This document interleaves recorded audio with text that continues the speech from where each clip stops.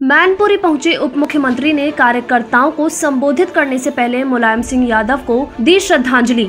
वहीं कार्यकर्ताओं को संबोधित करते हुए कहा, क्या आप सबको याद होगा 2014 और 2019 में हमारे देश के प्रधानमंत्री नरेंद्र मोदी जी उस समय हमारे भारतीय जनता पार्टी के राष्ट्रीय अध्यक्ष अमित शाह जी मुलायम सिंह यादव के सम्मान में प्रचार करने के लिए नहीं आए थे। उसके बाद भी यहाँ की जनता नहीं भारतीय जनता पार्टी के प्रत्याशी प्रेम सिंह शाक्य को रिकॉर्ड आशीर्वाद देने का काम किया, लेकिन 2019 के लोकसभा चुनाव में जाने से पहले श्री मुलायम सिंह यादव को मालूम था और उन्होंने आदरणीय मोदी जी को आशीर्वाद दिया था। क्या 2019 में फिर चुन करके आए और देश के प्रधानमंत्री के रूप में देश को आगे बढ़ाने का काम करें। अखिलेश यादव पर निशाना साधते हुए कहा, आप लोगों ने देखा कि अखिलेश यादव जी आजमगढ़ से सांसद, आजमगढ़ में भी कमल खिल गया। दिनेश यादव निरहुआ, जितेश कराई, रामपुर जो आजमगढ़ का घर था उसमें भी कमल खिल गया। मैं देख रहा था यूपी के अंदर 3 उपचुनाव हुए 2022 में, आजमगढ़, रामपुर और मैनपुरी। लोकसभा क्षेत्र हमारे लिए महत्वपूर्ण है। अब समाजवादी पार्टी का खाता खुलने वाला नहीं है। 2022 का या हम लोग तो जानते थे आदरणीय मुलायम सिंह यादव जी अगर बेसमय उनका निधन नहीं हो गया होता तो यह सीट तो 2019 से 24 तक के लिए उनको चुन करके भेज ही दिया गया था। बहुत लोग सम्मान करते थे, लेकिन अगर वो सोचे कि श्री अखिलेश यादव जी कभी मुलायम सिंह यादव जी बन सकते हैं क्या? बन सकते हैं क्या? जोर से बताइए, बन सकते हैं क्या? मैं कल सुन रहा था टेलीविजन पे कि अखिलेश यादव जी कह रहे थे कि ये हमारी परंपरागत सीट है, कि हमारा गढ़ है। श्री अखिलेश यादव जी अब पूरा उत्तर प्रदेश भारतीय जनता पार्टी का गढ़ है, मैनपुरी भी भाजपा का गढ़। उन्होंने कहा उनकी बहू चुनाव लड़ रही है। रघुराज जी ने कहा कि मुलायम सिंह जी का शिष्य चुनाव लड़ रहा है भाजपा से। यही कहा था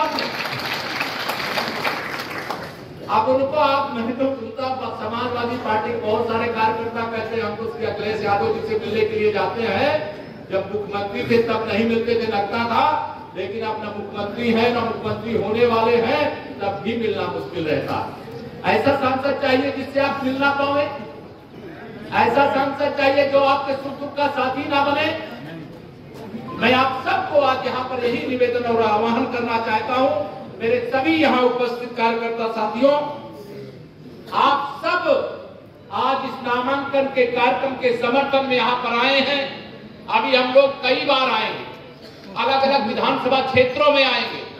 सभी यहाँ उपस्थित नेतृत्वकर्ता जो इस समय अभाव के कारण नहीं बोले, वह भी आएंगे। लेकिन आपको एक ही शपथ लेकर के जाना, एक ही संकल्प लेकर के जाना है। मैनपुरी में कमल खिलाना ही नहीं है, इतने भारी अंतर से कमल खिलाना है, इतने भारी अंतर से कमल खिलाना है। इसलिए अखिलेश यादव जी को यह पता चल जाए कि अहंकार और गुंडागर्दी और दंगागर्दी के लिए यूपी ही नहीं मैनपुरी में भी अब कोई जगह नहीं। यूपी आज गुंडागर्दी से मुक्त हो गया है, दंगों से मुक्त हो गया है, अपराध से मुक्ति की ओर है और विकास की गंगा बह रही है।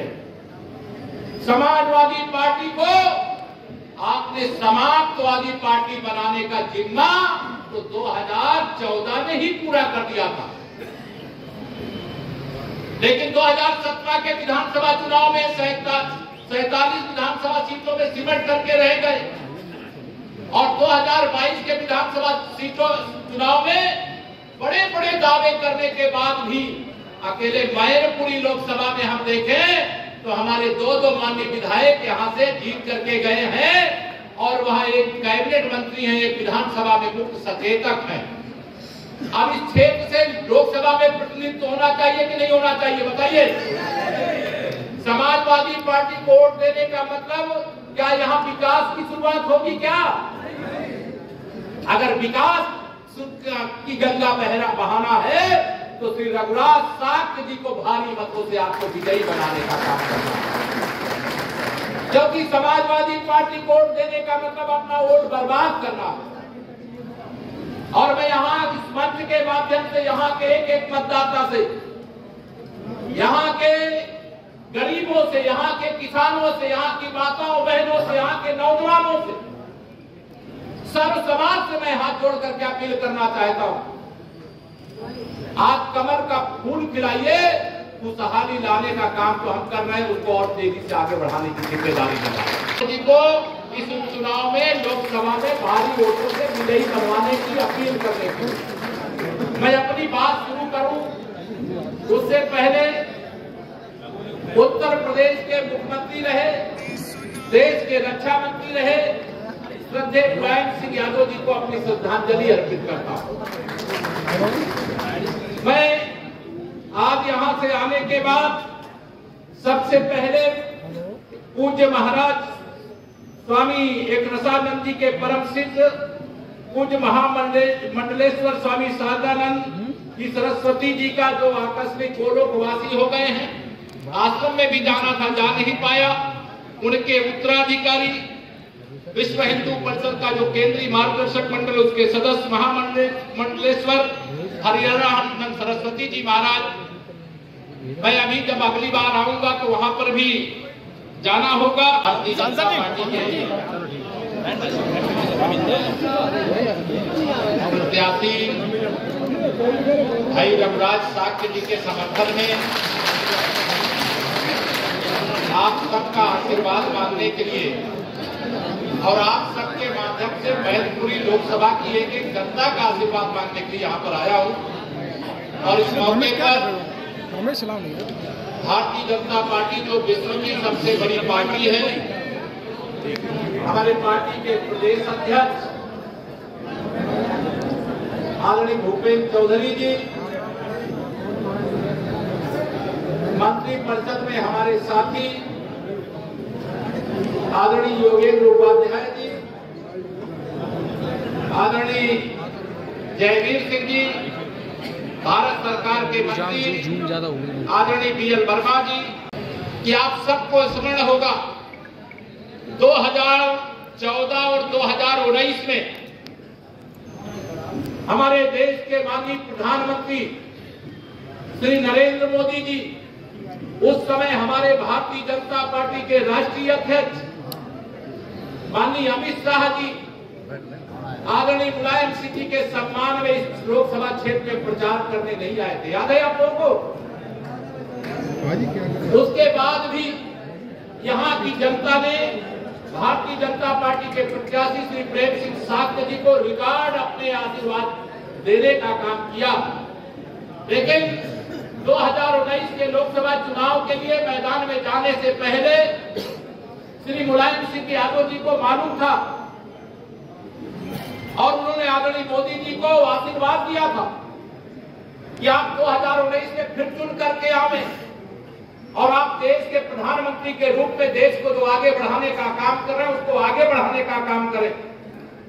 मैं आप सभी मैनपुर वासी एक एक कार्यकर्ताओं से, यहाँ की जनता जनार्दन से यह अपील करता हूं, श्री रघुराज साक्य जी को भारतीय जनता पार्टी के केंद्रीय नेतृत्व में प्रत्याशी बनाया है। आप सब खुश हो कि नहीं? बताओ, मुझे हाथ लगा बताओ। ये आप सबका फीडबैक जानने के बाद प्रदेश अध्यक्ष जी और जो प्रदेश की कोर टीम होती है वह नामों को भेजा और उसमें रघुराज साक्य जी को यहाँ पर प्रत्याशी बना करके भेजने का काम किया है। पार्टी नेतृत्व ने अपना काम कर दिया। अब पार्टी के द्वारा प्रचार प्रसार का कार्यक्रम निरंतर चलेगा, लेकिन यह आप सबको पता है, मुझे भी पता है, मेरे पत्रकार मित्रों की बड़ी भीड़ है, लेकिन जब से श्री रघुराज साक्य जी प्रत्याशी घोषित हुए हैं, सपा खेमे में खलबली मच गई। मच गई है कि नहीं मच गई है? बताइए। खलबली मच गई है। उनको मालूम है कि 5 दिसंबर को यह जो छोटा सा कार्यकर्ताओं का सम्मेलन किए थे, यह स्थान छोटा पड़ गया। इसी प्रकार से मैनपुरी लोकसभा के मतदाताओं के लिए ईवीएम मशीन छोटी पड़ जाएगी, इतने कमर के बटन लोग दबा करके भारी अंतर से यहाँ विजय दिला करके श्री रघुराज साक्य जी को माननीय नरेंद्र मोदी जी की सेना में मैनपुरी का भी प्रतिनिधित्व सुनिश्चित करने के लिए अच्छा काम करेंगे। इसलिए बताना चाहता हूँ, अभी आपने पिछले दिनों देखा है श्री अखिलेश यादव जी आजमगढ़ से सांसद थे, आजमगढ़ में भी कमल खिल गया। वहां दिनेश लाल यादव निरहुआ भारतीय जनता पार्टी के सांसद बन करके गए। और रामपुर जो आजम खां का गढ़ था वहां पर भी कमल खिल गया। वहां हमारे घनश्याम लोधी जी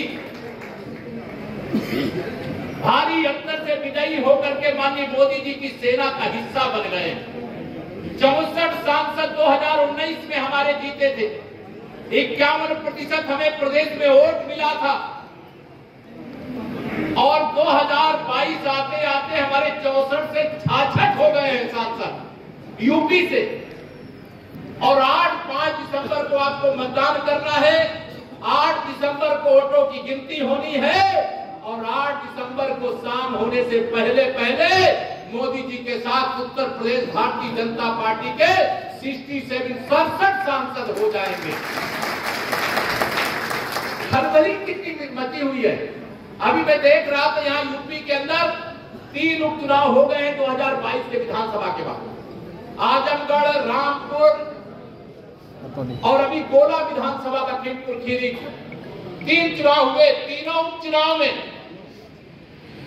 श्री अखिलेश यादव जी को अपने चाचा की याद नहीं आई थी।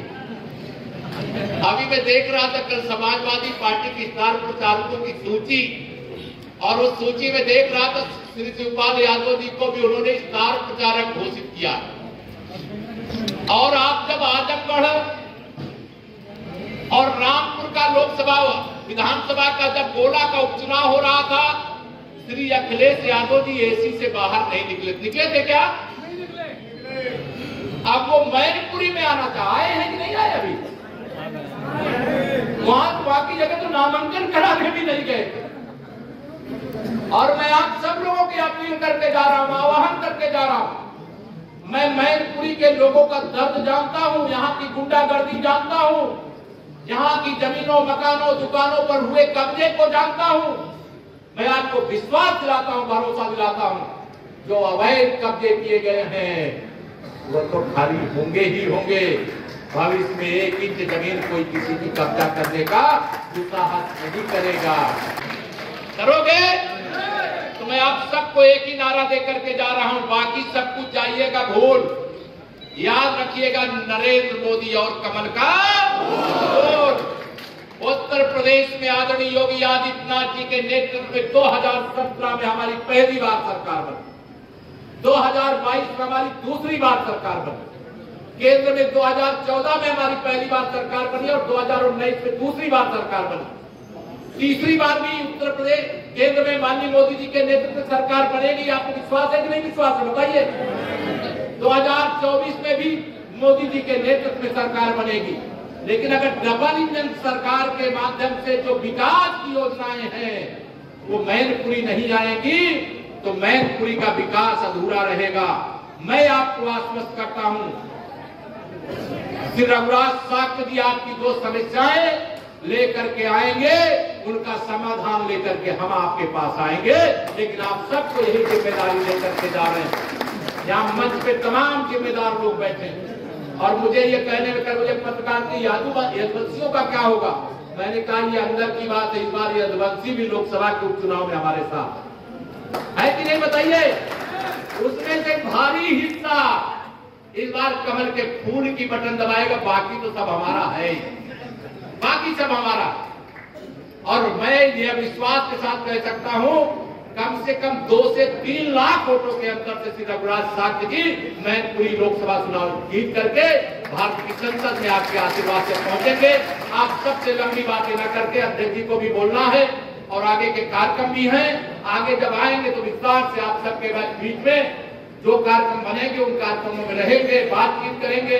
बहुत लोगों के साथ आज फोटो भी नहीं खिंचा पाए, लेकिन जब फोटो खिंचाने का काम विधानसभा वार आकर के करेंगे, लेकिन कमल खिलाएंगे, कमल खिलाएंगे, कमल खिलाएंगे, या संकल्प लेकर के जाएं। यही अपील करते हुए देता हूं अपनी वाणी को विराम। जरा दोनों हाथ उठा करके बोलिए जय श्री राम।